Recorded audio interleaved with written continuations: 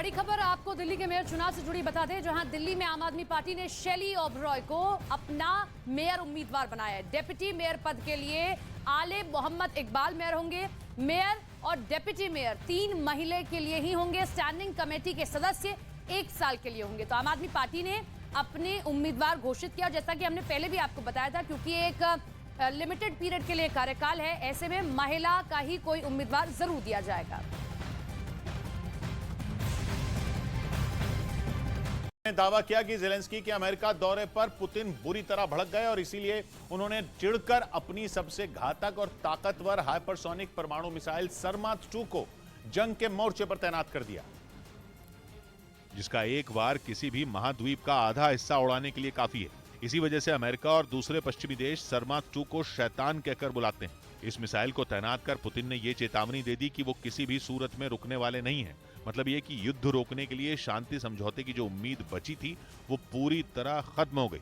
पश्चिमी मीडिया का दावा है कि अमेरिका पहुंचने के बाद ज़ेलेंस्की ने बाइडेन से रूसी सेना को रोकने के लिए घातक और खतरनाक हथियारों की मांग की और इसी बात से पुतिन आग बबूला है और उन्होंने अपने इस महाविनाशक हथियार को तैनात कर अपने इरादे साफ कर दिए।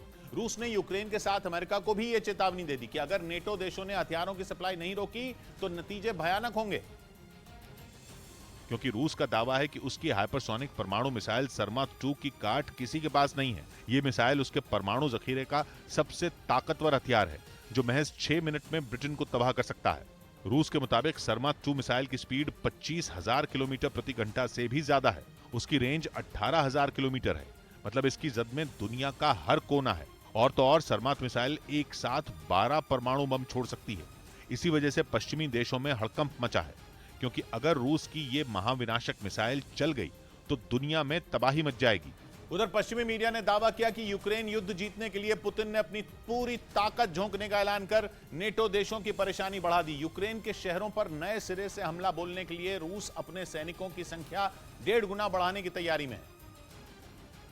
और इसी वजह से पश्चिमी मीडिया का दावा है कि अगले साल की शुरुआत में रूस यूक्रेन के अलग अलग शहरों पर एक साथ धावा बोलेगा।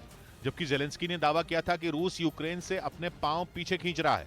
लेकिन जंग में पूरी ताकत झोंकने के पुतिन के इस ऐलान के बाद यह अंदाजा लगाया जा रहा है कि यूक्रेन पर अब तक का सबसे बड़ा हमला होने वाला है और इसके लिए रूस अपनी सेना में 5 लाख सैनिकों की भर्ती करेगा। इस वक्त रूसी सेना में 10 लाख सैनिक है और 5 लाख सैनिकों की भर्ती के बाद ये संख्या 15 लाख तक पहुंच जाएगी। इसके अलावा रूस अपनी सेना को आधुनिक हथियारों और घातक मिसाइलों से भी लैस कर रहा है, ताकि वो जंग के किसी भी मोर्चे पर कमजोर न पड़े। क्योंकि यूक्रेन का दावा है कि करीब 10 महीनों से जारी इस युद्ध में रूस के 90,000 से ज्यादा सैनिकों की मौत हो चुकी है, जिसकी वजह से रूस अपनी ताकत बढ़ाने में जुटा है। बड़े पैमाने पर सैनिकों की भर्ती भी उसकी इसी रणनीति का हिस्सा है, क्योंकि पुतिन ये बात अच्छी तरह जान चुके हैं कि नेटो देशों के दम पर खड़े यूक्रेन से निपटना इतना आसान नहीं है। इसीलिए पश्चिमी मीडिया ये दावा कर रहा है कि यूक्रेन जीतने के लिए रूस युद्ध के अगले चरण में जाने की पूरी तैयारी कर चुका है, जिसमें वो परमाणु हथियारों का भी इस्तेमाल कर सकता है। यही नहीं, पुतिन ने नेटो से निपटने के लिए रूस के पश्चिमी इलाकों में परमाणु मिसाइलें तक तैनात कर दी हैं। इस बीच खबर है कि यूक्रेन के राष्ट्रपति ज़ेलेंस्की को अमेरिका पहुंचाने के लिए नेटो ने हवा में सुरक्षा कवच तैयार किया था।